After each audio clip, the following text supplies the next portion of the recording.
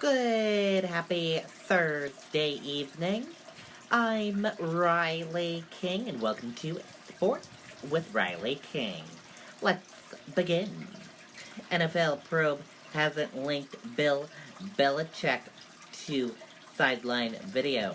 Report says Patriots say production crews shot video while shooting future story. The NFL's investigation into video shot by a New England Patriots team production crew showing footage of the Cincinnati Bengals sideline during game last month in Cleveland has not turned up any evidence, though far, implicating head coach Bill Belichick or the team's football staff, a new report from the Washington Post said on Wednesday. You're looking for a great paint. Marketing line for potential monster trade between Red Sox and Dodgers. Let's take a listen to that video from NBC Boston Sports.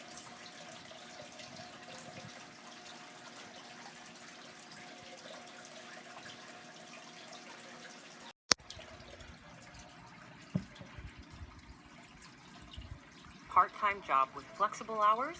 Check out 2020 Census Jobs. Apply today at 2020census.gov/jobs to help strengthen your community.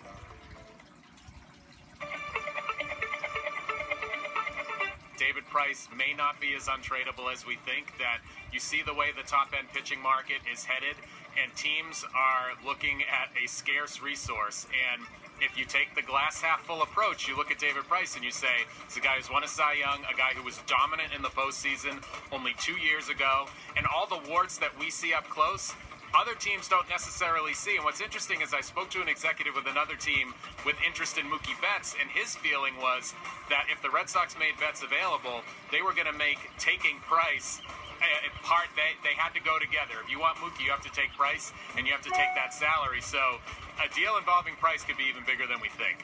And the executive you spoke with, was he suggesting that that a team would want a package deal of both David Price and Mookie Betts? Yeah, Treddy, that certainly seemed like a tall order to me, and it was surprising to me, and it brings to mind, what the Red Sox did with the Dodgers at the trade deadline with Carl Crawford and Adrian Gonzalez and Josh Beckett.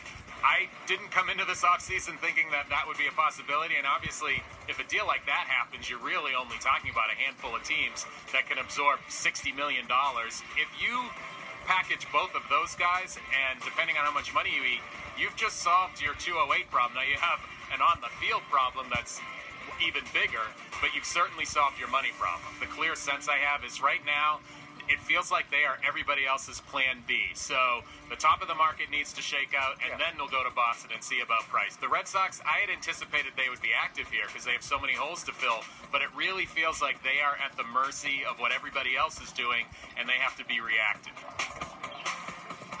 Okay, and there you go on that video from NBC Boston Sports. We'll have to find out and see what happens.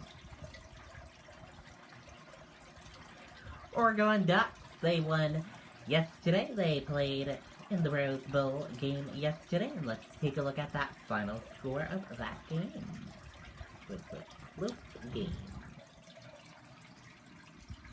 Oregon Ducks 28 and Wisconsin Bangers 27. Oregon Ducks won the game yesterday.